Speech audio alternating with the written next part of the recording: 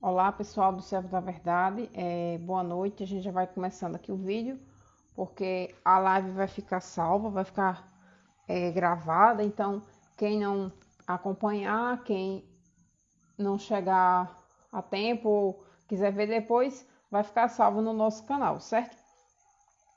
Então, o tema da nossa live de hoje, né, é latria, hiperdulia e dulia, com um subtítulo: é possível adorar Maria e os santos sem querer, por acidente, né? E esse é um tema que entrou em destaque depois do debate, né, do padre José Eduardo e o pastor lá no podcast Inteligência Limitada, né, em que se deu a entender que o pastor pensou isso, né? Que não, a gente não pode ter imagem, porque pode ser que por um acidente, né? Então, é possível que a gente adore Maria e os Santos sem querer, né? Então, esse é um tema da nossa live de hoje, né? Vai ficar salvo na página. Antes de começar, né? Meu nome é Maria, sou uma das administradoras aqui da página do Servo da Verdade. E vou fazer uma oração para invocar o Espírito Santo para que a gente possa começar a falar desse tema. Vinde, Espírito Santo, enche os corações dos vossos fiéis e acendei neles o fogo do vosso amor. Enviai, Senhor, o vosso Espírito e tudo será criado. Renovareis a face da terra. Oremos, ó Deus, que instruíste os corações dos vossos fiéis com a luz do Espírito Santo, fazer que apreciemos retamente todas as coisas segundo o mesmo Espírito e gozemos sempre de sua consolação. Por Cristo nosso Senhor. Amém. Né? Então, para começar, é importante a gente fazer uma distinção, né? A gente entender, né, por que a gente vai falar desse tema, por que é importante a gente distinguir, né, o que é latria, o que é hiperdulia e o que é dulia, né? E com o nosso subtítulo, né? É possível adorar a Virgem Maria e os Santos sem querer, por acidente, né? Então, qual é o motivo desse nosso vídeo? Todos nós católicos, qualquer um que for, já foi alguma vez na vida interpelado ou perguntado, né, por algum irmão separado, né, de alguma vertente cristã protestante, com questionamentos ou até mesmo acusações de índices de que nós somos idólatras, né, que a gente pratica idolatria ou alguma coisa do tipo. A acusação de que nós adoramos a Virgem Maria e os santos, né, e mesmo que a gente explique, não, a gente não adora a Virgem Maria, a gente não adora os santos, né? Que a gente explica, olha, a igreja tem latria, tem hiperdulia, tem dulia, tem protodulia, que é no caso é para São José. A pessoa, ela nunca vai aceitar. Ela sempre vai dizer o quê? Que essa diferenciação entre latria, hiperdulia e dulia é apenas uma coisa teórica. E que na prática não tem diferença nenhuma. Essa é a acusação que muitas vezes vai ser colocada, né? Então, mesmo que a gente explique, né, que nós não adoramos a Virgem Maria e os santos, né? Eles vêm com essas tréplicas, né? Que, se você não adora, você diz que não adora, mas por que você se ajoelha? Por que você faz orações, procissão, canta música? Isso é só uma desculpa. Esses termos aí de latria, hiperdulia, dulia, é só um termo técnico, na prática não tem diferença nenhuma. Vocês, na teoria é uma coisa, na prática é outra. Né? Então a gente diz a distinção, não, a latria, a gente oferece um culto de latria somente a Deus, mas aí dificilmente as pessoas vão aceitar, né? E eles têm esse questionamento de dizer que não tem diferença, que são apenas nomes, mas que é tudo a mesma coisa. E porque, assim, inicialmente a minha visão é que isso é fruto de uma visão filosófica na qual o protestantismo está embasado, que é o nominalismo, né? O nominalismo, eu não sou filósofa, né? Então, se eu cometer algum deslize aqui, vocês me perdoem. Sou bem, assim, ignorante de filosofia, mas o que eu entendo, o pouco que eu já ouvi pessoas falando, né? Que o nominalismo, como o próprio nome fala, nome, né? Ou seja, é uma corrente filosófica em que ele nega a essência, ele nega o ser, né? A essência de uma coisa. E que tudo é nome. Então, por negar o ser, na cabeça do protestante que crê, que tem um pensamento nominalista, ele acha que latria hiperdulia e idulia é só um nome, mas que no fundo é tudo a mesma coisa. E essa live de hoje é para dizer que não é, e mostrar por que é impossível, por que nós não adoramos a Virgem Maria e os santos sem querer. Né? Porque eles podem dizer, você diz que não adora, mas você adora sim. Então seria que a gente estaria adorando eles sem querer, por acidente? Né? E será que é possível? E eu vou mostrar que não, né? A igreja costuma, né, diferenciar esses 3 tipos de culto com o culto de latria. O que é o culto de latria? Né? Segundo o Catecismo da Igreja Católica, no número 296 a 297, é dado o seguinte, que a adoração é o primeiro ato da virtude da religião. Adorar a Deus é reconhecê-lo como tal, né? Reconhecê-lo como Deus, como o nosso Criador, o nosso Salvador, Senhor e dono de tudo quanto existe. Amor infinito e misericordioso. Né? E aqui, né, ao Senhor Deus adorará e só ele se prestará culto, diz Jesus, citando Deuteronômio. Né? Então, aí a Santa Igreja o catecismo também continua. Adorar a Deus é reconhecer com respeito e submissão absoluta o nada da criatura, que só Deus existe, que só por Deus existe, né? Nós só existimos por conta de Deus. Adorar a Deus é, como a Virgem Maria no Magnífica, louvá-lo, exaltá-lo, humilhar-se, confessando com gratidão que ele fez grandes coisas e que seu nome é santo. A adoração do Deus único liberta o homem de se fechar sobre si próprio, da escravidão do pecado e da idolatria do mundo. Né? Então, essa é a definição de adoração, segundo o Catecismo da Igreja Católica. Né? E aí, é muito importante pontuar. É comum a gente sempre falar, o ápice da adoração é a Eucaristia, a adoração é a Santa Missa. Sim, é. O ato principal de adoração, a adoração por excelência, é o sacrifício eucarístico. Né? Onde Jesus Cristo, presente nas espécies consagradas, né? Ali no ato do altar, no sacrifício do altar, se oferece a Deus Pai pelo Espírito Santo. E nós participamos desse ato.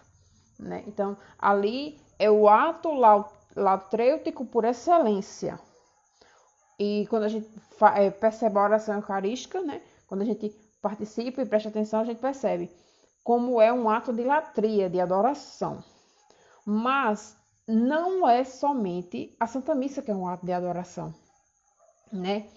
Você não adora somente na Santa Missa. Ela é o ápice, ela é como seria o padrão ouro da adoração. Mas você também adora, né, em outros momentos. Né? É comum nas quintas-feiras, a gente, eu vou na adoração. Então, ali no Jesus Eucarístico. Por quê? O que é essa adoração? Né? É esse ato interior da nossa vontade, né? A nossa inteligência, a nossa vontade, que interiormente sabe que Deus é Deus, que sabe que Ele é o Senhor, então a gente reconhece Deus como tal. A gente sabe que Ele é quem nos libertou, quem nos salvou, que nossa vida depende dEle. Então, esse é o ato da adoração, né? E aí o que acontece? Onde é que começa a confusão, né? Dos que não compreendem a doutrina da Santa Igreja. Quando a gente começa a falar da veneração à Virgem Maria e aos santos, né? Aos bem-aventurados, né? Santo Tomás de Aquino, a veneração à Santíssima Virgem recebe o título de hiperdulia, né? Ou uma veneração mais importante, né? Louvá-la de um modo diferenciado do que os demais santos, né? E Santo Tomás de Aquino, na Suma Teológica, na terceira seção da questão 25, o artigo 5, né, quando ele está comentando se deve adorar Maria com o culto de latria, onde ele rebate que não, ele comenta o seguinte: e como a Virgem bem-aventurada é uma simples criatura racional, a Virgem Maria foi criada, ela é uma humana, como a gente, e teve um momento na história que ela não existiu, ela passou a existir, ela foi criada por Deus, né? Ela é uma simples criatura racional. Não lhe é devida uma adoração de latria, mas unicamente uma veneração de idulia. De forma mais eminente, contudo, do que as outras criaturas, por ser a mãe de Deus. Por isso, se diz que lhe é devido não um culto de idolia qualquer, mas de hiperdulia. E aí, o que vai acontecer? Né? Vai vir aquela objeção. Ah, mas isso é só nome, isso não tem diferença prática nenhuma. Mas a gente sabe, que em nenhum momento nós, apesar de nós amarmos a Virgem Maria, de rezarmos o terço, de pedir a sua intercessão, em nenhum momento nós dizemos que ela é a causa da nossa salvação. Nós sabemos que não é a Virgem Maria que morreu por nós, né? Nós sabemos que ela não é uma deusa. E que mesmo quando a gente louva, né, a Santíssima Virgem ou os santos, a gente sabe que esse louvor ocorre por quê? Porque é em virtude da união deles com Cristo, do que a glória de Deus, do que a graça de Deus operou através deles. Então, nós estamos louvando a Deus pelo que ele fez na vida dessas pessoas, dessas criaturas, puras criaturas, certo? E esse ensinamento de que a Virgem Maria merece esse culto de hiperdulia é um ensinamento tradicional, né, e explícito dos escritos de vários autores da igreja. E grandes santos como São Modesto, no século VII, São João Damasceno, no século VIII, Santo Tomás de Aquino, como já citei, São Boaventura, Scott Duns, que foi o que fez a defesa da Imaculada Conceição, né? Soares e quase todos os teólogos católicos, né?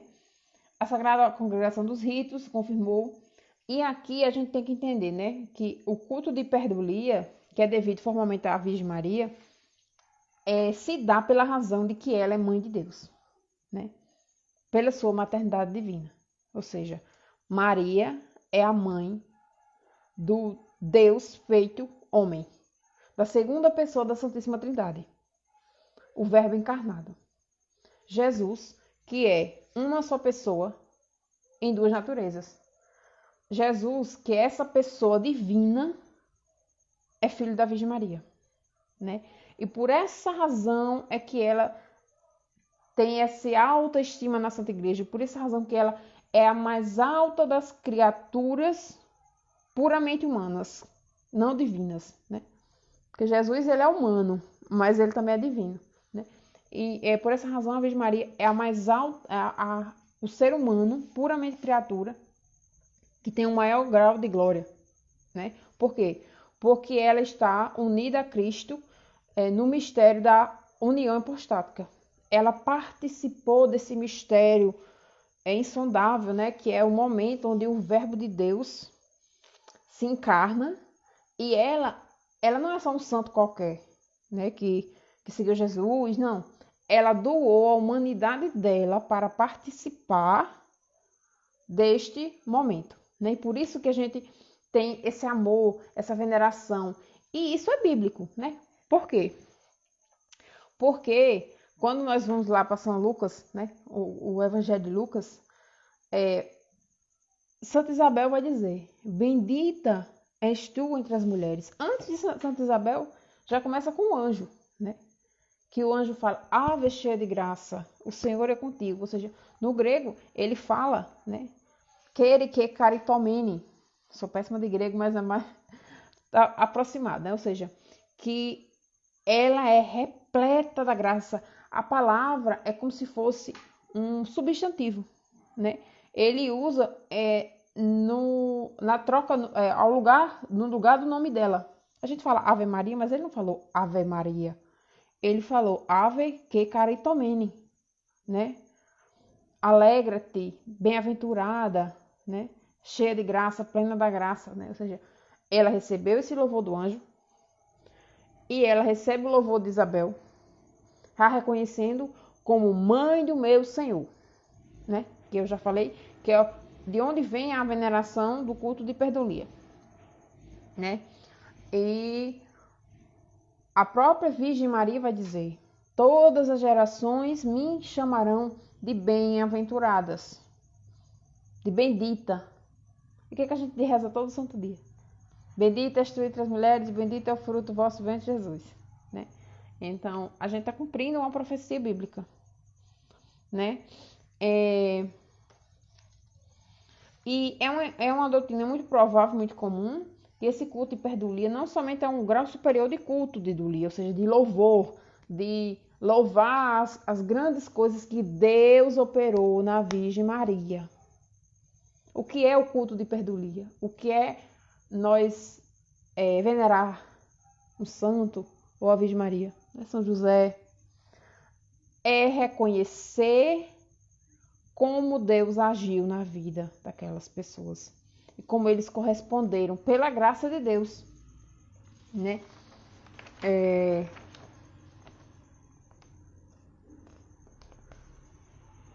A devoção à Virgem Maria, longe de se opor ao culto divino, né, favorece, né, pois reconhece Deus como o autor de todos os dons que nós veneramos nela. E que a honra prestada à Virgem Maria se dirige ao filho dela, né? Não para nela, vai para Deus. Por quê? Porque a gente compreende isso, né? Que todos os dons, todas as graças que ela foi enriquecida veio de Deus. Então, quando a gente louva, né? Que ela é cheia de graça, que ela foi concebida sem pecado original. Então a gente está louvando o quê? A misericórdia do Senhor. Como Deus é maravilhoso, que preparou uma mãe tão digna para seu filho, né? E a Virgem Maria, então, ela não é adorada, ela é honrada e amada, certo? Aí a gente tem o culto de idolia, né? Que é essa honra prestada aos santos. E entre os santos, o maior é São José, que recebe o culto de proto-idolia. E aqui, sobre a questão de que se há diferença entre idolia e latria, olha o que é que Santo Tomás... Eu vou tentar traduzir o que Santo Tomás escreveu, né? Porque ele escreve, assim, com uma linguagem que não é do nosso...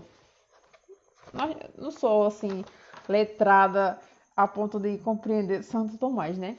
Mas ele pergunta se a idolia é uma virtude especial distinta da latria, né? E ele vai dizer que sim, nós devemos servir a Deus por uma razão e ao homem por outra, né? Assim como também o domínio cabe a Deus e aos homens, a título diverso, pois Deus tem um domínio pleno e principal sobre as criaturas, sobre qual a cada um delas eles estão totalmente sujeitos ao poder. Nós estamos totalmente sujeitos ao poder de Deus. Ao passo que o homem tem uma certa semelhança do domínio divino, enquanto tem poder de participar sobre outro homem ou sobre alguma criatura. Logo, a idolia, que presta sujeição devida a quem manda, é uma virtude diferente da latria, que presta sujeição ao governo divino. É uma espécie de respeito, pois este nos faz honrar qualquer pessoas precedentes, né? Ou seja, é diferente, certo? Aí vamos imaginar as objeções. Ah, você não explicou. Você disse que ia falar das diferenças práticas e no fim das contas não falou nada. Bem, vamos lá. Aí vamos dizer assim, você disse isso, mas a gente sabe que pela reforma a gente não, a glória é somente a Deus.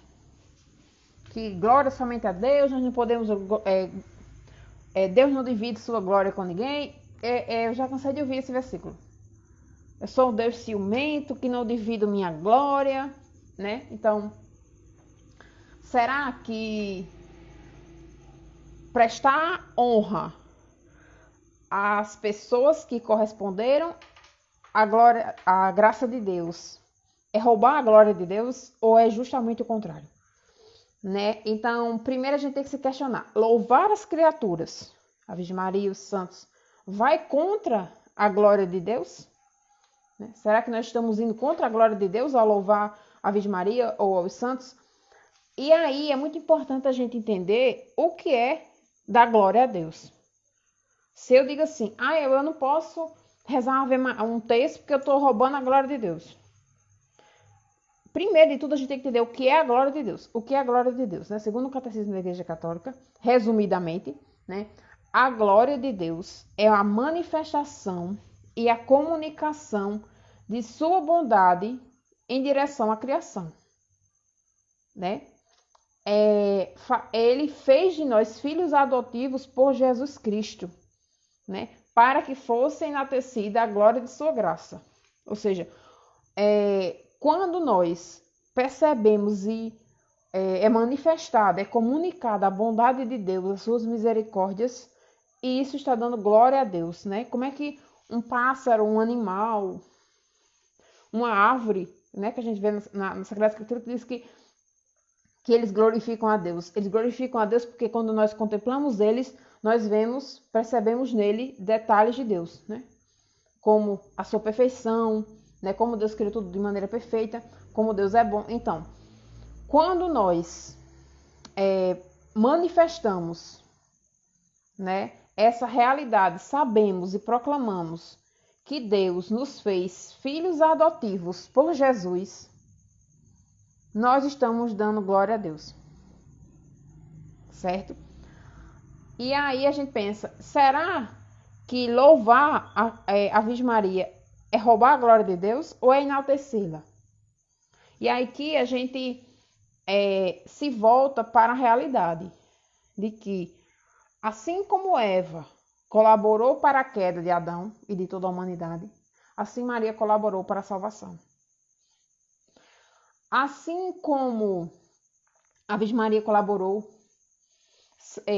São José ajudou a criar Jesus, nós também, de certa forma, colaboramos. Por quê? Quando nós rezamos por alguém, né? Quando nós pregamos a palavra, evangelizamos, então nós colaboramos para a salvação de outras pessoas, né? Então, dar glória a Deus é manifestar essa bondade dele, né? Mostrar como Deus agiu na vida daquela pessoa, mostrar a bondade de mostrar, por exemplo, quando nós veneramos São Paulo, né?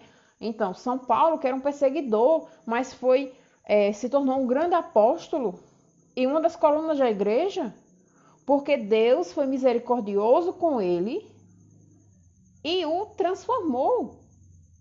Então, a gente tem que entender isso, que louvar as criaturas que corresponderam à graça de Deus, ao invés de roubar a glória dele, aumenta. Porque mostra como nós, sendo fracos, pecadores, imperfeitos, somos capazes de ser usados por Deus. É um mistério, né? Que mesmo as pessoas tentando fazer o mal, veja, a gente está na época do Natal, né? Vamos ver. Mesmo o imperador pagão, Deus usou ele para fazer um decreto para que o menino Jesus pudesse nascer em Belém. Ou seja, se os maus colaboram, mesmo sem querer, os bons, os que correspondem à graça, colaboram ainda mais, né? Então, a manifestação da bondade e da graça de Deus na vida dos santos por meio de Jesus Cristo. Isso é adulia. O que é a veneração do santo? É a gente ver a manifestar a bondade de Deus, a graça de Deus, como ele correspondeu. Como Deus foi misericordioso e como ele soube dizer seu sim, ser fiel, mas tudo pela graça em Jesus. Não é pelas forças próprias dele. Isso é adolia.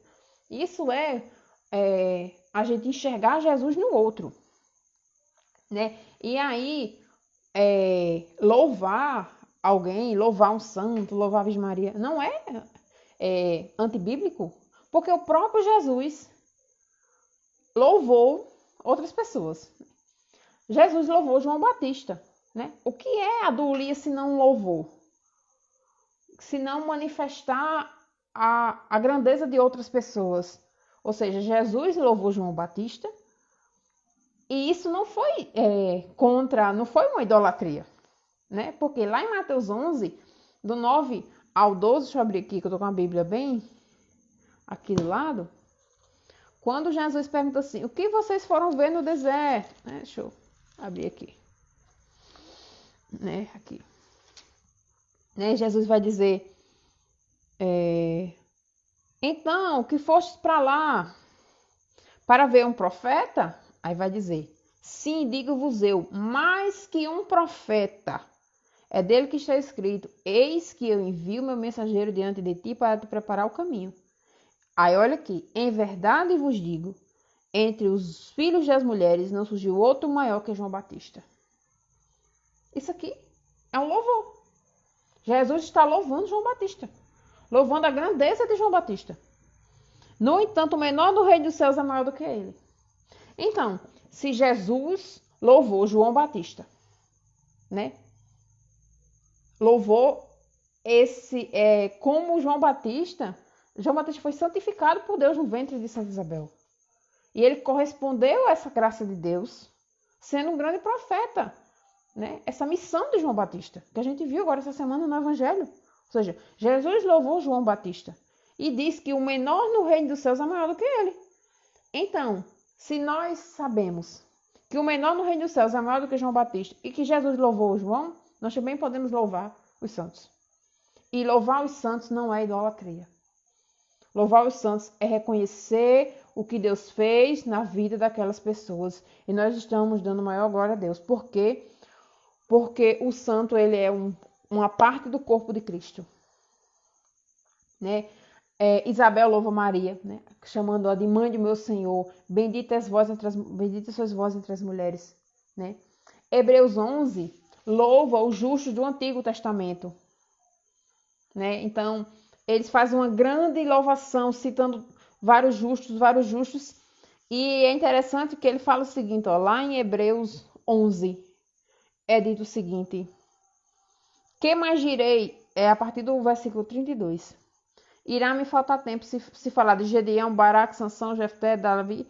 Aí ele fala, né? Mais algumas coisas aí. Ele vai dizer, graças à sua fé conquistaram reis. Olha isso, se isso aqui não é um culto de idolia. Se isso não é uma veneração. Como a Sagrada Escritura venera. Olha isso. Né?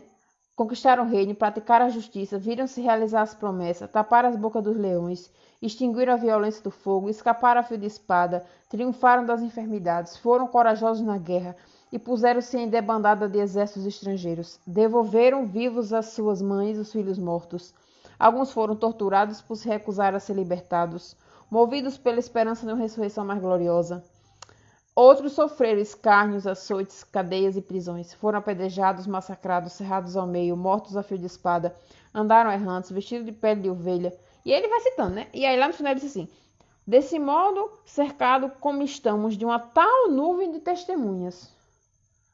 Ou seja, ele faz um grande louvor, né? Sem falar do capítulo 11 inteiro, onde ele vai louvando esses homens justos do Antigo Testamento. Então eles louvam para mostrar o quê? Que isso aqui é o que a igreja faz. Né? Esse culto de idolia é o que a Sagrada Escritura faz com os grandes nomes do Antigo Testamento. E no martírio de São Policarpo, né, essa acusação de que os cristãos, os católicos no caso, né, vão abandonar Jesus pelos santos. É interessante porque nas atas do martírio de São Policarpo, a igreja de Esmirna, que escreve o relato, fala mais ou menos assim, eu não peguei a citação, mas eles dizem assim, que os pagãos, né, tentaram destruir o corpo de São Policarpo, para que eles não abandonando o Cristo, viessem a adorar Policarpo. E aí tem uma citação famosa que diz assim: ignora eles que Jesus nós adoramos como nosso Salvador e que não podemos abandoná-lo. Quanto aos mártires, nós os amamos porque eles testemunharam a Cristo. Eles falam mais ou menos assim, eu não peguei a citação exata, certo? Mas aí a gente já percebe como a Sagrada Escritura, ela louva as pessoas, né? Ela louva esses grandes homens, grandes santos. E uma coisa que eu quero, assim, pra gente deixar bem claro, é um exemplo, que quando eu pensei em fazer essa live, eu pensei em dar um exemplo ao contrário, né? Por quê? Porque pra gente perceber como nós não podemos determinar se uma pessoa X ou Y está adorando a Deus ou não. Somente por ato externo. Por que eu digo isso? Porque dizem assim, vocês adoram Maria porque vocês se ajoelham diante de Maria. Eu poderia citar aqui 19 passagens da Sagrada Escritura, onde mostra pessoas se ajoelhando diante de outras onde não é adoração, né? Jacó se prostra diante de Esaú. Davi se prostra diante de Saul. E diversas outros trechos da Sagrada Escritura, né? Onde mostra o sogro de Moisés se prostra diante dele. E isso ou é Moisés que se prostra diante do sogro, agora eu não lembro. Mas está lá em Êxodo 19. Ou seja, a gente tem diversas passagens, né? A Abigail se prostra diante do rei Davi, diversas passagens lá em Reis, principalmente, né? 1 e 2 Samuel e o livro dos Reis tem bastante passagens, né? Mostrando as pessoas se prostrando diante de outras, sem significar adoração. Ou seja, por quê? Porque um ato externo não determina somente isso. Não é somente o ato externo que determina o que é adoração, gente. Sim, o ato externo participa? Sim. Mas só ele vai dizer que você está adorando? Não. Por quê? Olha o que Jesus vai dizer lá em João 4:23. Ele diz o seguinte: mas vem a hora e já chegou, em que os verdadeiros adoradores hão de adorar o Pai em espírito e em verdade. E são esses os adoradores que o Pai deseja. E por que Jesus diz isso? Lembra dos fariseus? Né? Porque olha o que Jesus vai falar lá em Mateus 15:8. Né? Porque estava chegando a hora do Pai ser adorado em espírito e em verdade. Porque não era adorado em espírito e verdade pelas grandes massas, né? Pelos fariseus, pelos mestres da lei. Por quê? Porque este povo me honra com os lábios, mas seu coração, porém, está longe de mim. Mateus 15:8. Ou seja, nós não podemos afirmar que um ato externo é adoração. E o exemplo que eu pensei aqui, vamos imaginar vocês agora uma cena ao contrário, né? Vamos imaginar uma pessoa, um homem, né? Um homem que a gente sabe que tem uns homens que é um coração mais duro para Deus. Vamos imaginar que esse homem, ele é ateu. Ele não acredita em Deus. Ele não acredita em nada, ele não tem fé. Só que aí, ele, por alguma circunstância, né? Arranjou uma namorada, né? Tá conhecendo uma menina, alguma coisa. Ele vai em um serviço religioso. Pode ser uma missa, um culto, qualquer coisa que for. Ele não acredita. Mas ele quer se passar por crente. Por crente no sentido que eu digo de uma pessoa que crê, né? Então ali ele chega lá, ele observa as pessoas. O povo ajoelha, ele ajoelha. O povo levanta a mão, ele levanta a mão. O povo fecha os olhos e reza o Pai Nosso, ele reza o Pai Nosso. Mas tudo isso externamente. No interior dele, ele não crê. No interior dele, ele não pede. Do lado dele, tem um homem que faz exatamente a mesma coisa que ele. Ajoelha, louva, grita, ora. Mas o outro crê. E ele não. Será que esse homem que não cria estava adorando a Deus? Será que esse homem que não creu, o ateu, quando ele se ajoelhou lá, sendo um ato externo, ele adorou verdadeiramente a Deus? Não. Por quê? Porque a adoração vem do interior. É um ato da alma. É um ato da vontade. É um ato da vontade. Então, é impossível você adorar um Deus sem querer. E aqui a gente responde a questão da live, né? Será que é possível adorar Maria e os santos por acidente? Não, por quê? Porque eu sei que ele não é Deus. Então, eu presto uma homenagem, né? Como a gente já viu que a Sagrada Escritura mostra que louvores a Maria, louvores a grandes personalidades da fé, sem ser idolatria, sem ser adoração. Como mostra também que louvar as criaturas não é roubar a glória de Deus. E que a adoração é um ato interior. A adoração é um ato interior que surge do coração, né? Então, eu vou ali rezar o terço, fazer minha procissão, pegar o andor de Nossa Senhora, mas eu não estou adorando ela. Por quê? Porque eu sei que aquilo ali é uma imagem que só representa a Virgem Maria e que ela é uma grande intercessora, sim, mas ela não foi a causa da nossa salvação. E nenhum católico vai dizer isso. Então, quando nós fazemos nossas novenas, nossas procissões, nossas festas de padroeiros, a gente sabe muito bem que aquele ali é um intercessor. Por que ele é um intercessor? Porque ele é um membro do corpo de Cristo. Então, dessa forma, como a adoração é um ato interior, é um ato da vontade, é impossível adorar a Virgem Maria sem querer. Os santos por acidente. Não tem como. Né? Quando seria a adoração, então? A idolatria? Seria se eu reconhecesse no meu coração e no meu intelecto, na minha vontade, de dizer assim, foi ela que nos salvou, foi ela que foi a origem. Fosse reconhecer ela como uma deusa, né? Oferecer o sacrifício eucarístico à Virgem Maria, isso seria a idolatria. Mas louvar a Virgem Maria e os santos não é idolatria. Né? E a gente não pode ter medo de honrar a Deus através desses homens, dessas mulheres. Que quando a gente louva o que Deus fez, a gente aumenta a glória de Deus. Né? Então, para finalizar, assim, se alguém tiver alguma dúvida, das pessoas que estão assistindo, né? Não quero me estender muito, mas o que eu posso dizer é o seguinte, né? Que a adoração, ela vem de um ato da vontade de reconhecer Deus como o Senhor Supremo e Onipotente em nossas vidas. E aí você vai dizer, Maria, mas você disse que é impossível adorar um santo, a Virgem Maria sem querer.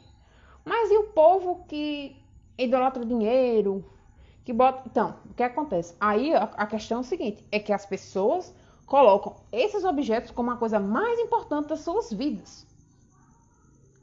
Entendeu? Então, eles estão substituindo Deus por uma pessoa que só pensa em trabalho. Ela está substituindo Deus pelo trabalho. Né? Então, a vontade dela, o amor dela, o coração dela, o tempo dela está empregado completamente em fazer aquilo ali. E não em ir para uma Santa Missa, né? Então, assim, para bater bem o martelo, né? A adoração vem de um ato da vontade de reconhecer a Deus como o Senhor Supremo e Onipotente de nossas vidas. Os atos exteriores não são o que determina se aquilo é adoração ou não. Então, você pode fazer aquele percurso, por exemplo, é muito comum as pessoas irem em Fátima e pagar uma promessa, fazer o percurso de joelho, ali naquela parte da Cova da Iria, né? Que eu não sei o termo. Mas isso aí é adoração? Não. A adoração vem principalmente de dentro.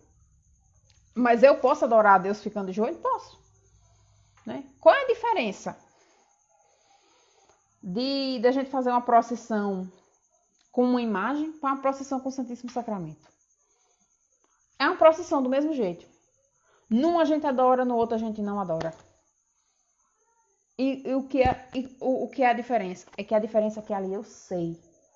É a minha vontade, a circunstância, o que, tipo assim, é a intenção. A minha intenção aqui é adorar Jesus no Santíssimo Sacramento do altar.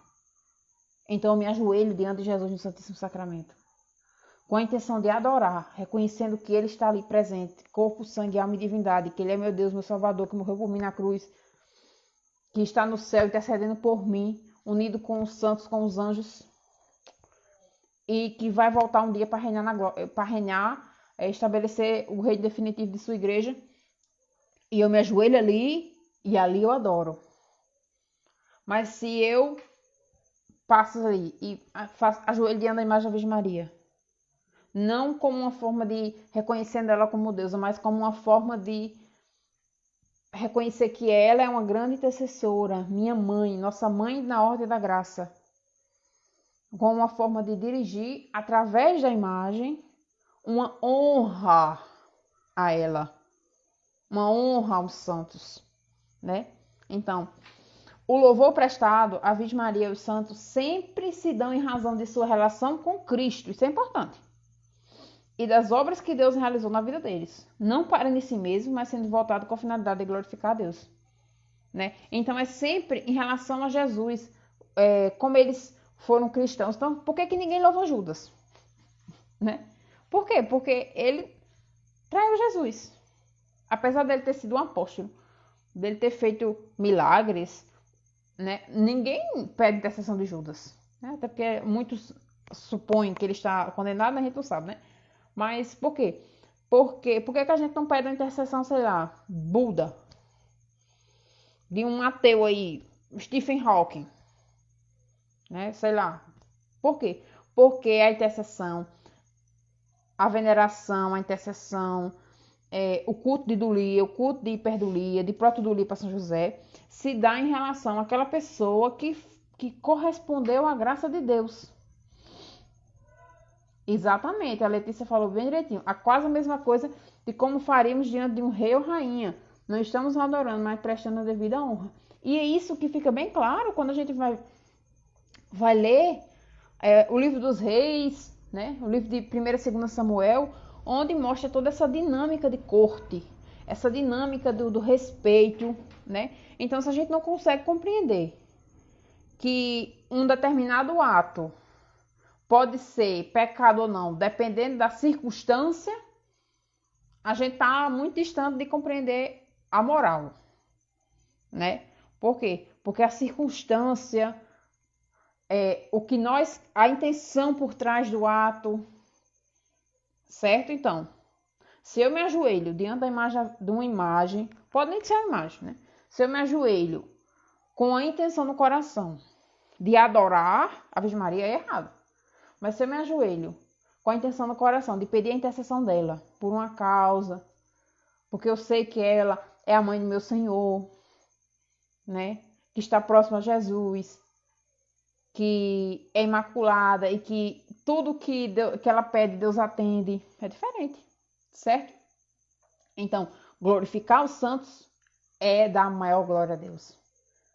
Por quê? Porque Deus, mesmo pegando o pobre instrumento que somos nós, transformou em grandes pessoas, como São Pedro, São Paulo, Santo Agostinho, né?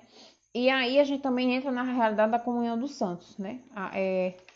Eu não foquei muito nessa parte da comunhão dos santos, mas é porque nós e os bem-aventurados estamos unidos no mesmo corpo que é Jesus.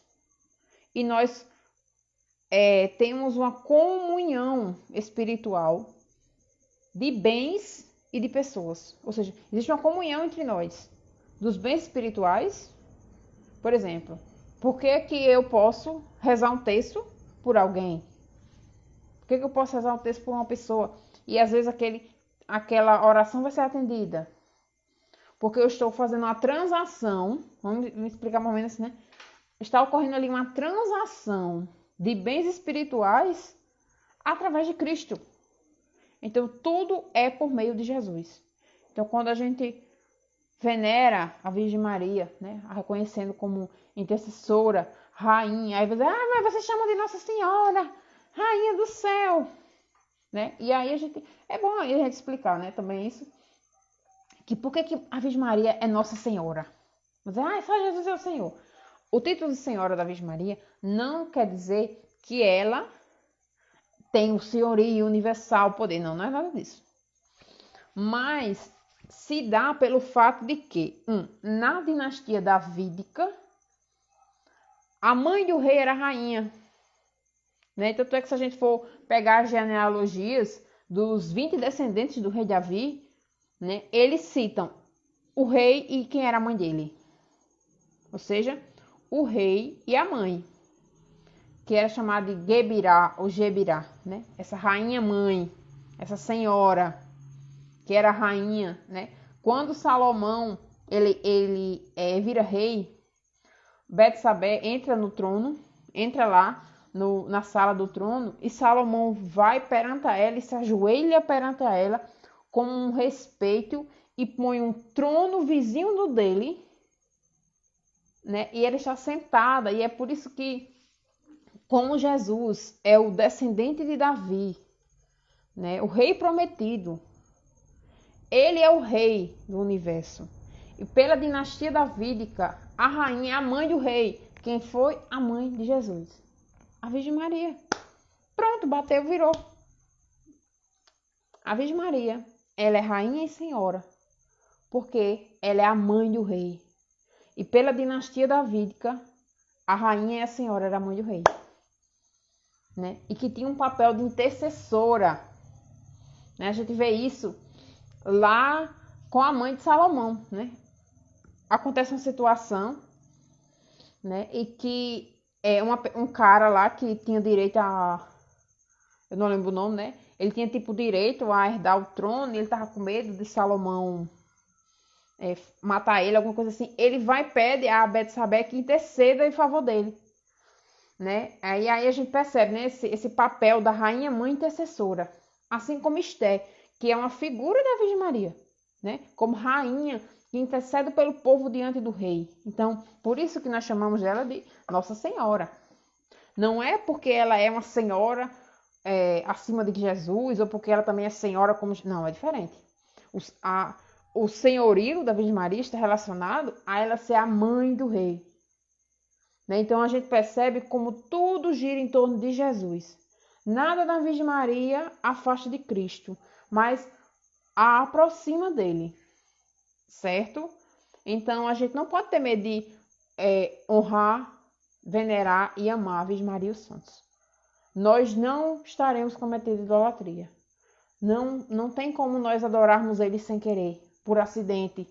Como, né, algumas pessoas dizem, então é melhor não honrar, é melhor não venerar, porque vai que eu sem querer. Não, gente, não tem como.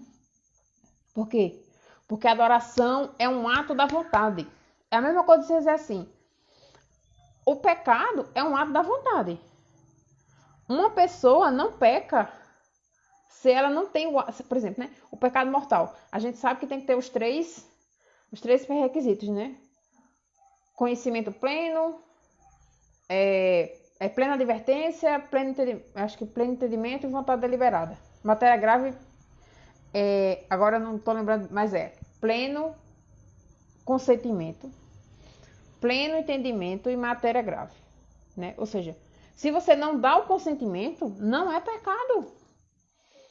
A mesma coisa é com adorar. Se você vai, como eu já falei anteriormente aqui, se você vai para uma igreja, se finge que está adorando a Deus exteriormente, mas no interior do coração você não adora, aquilo é falso.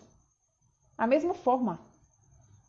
Então, não devemos ter medo de honrar a Virgem Maria e os santos, porque isso nos aproxima mais de Deus. Eles são grandes intercessores, né?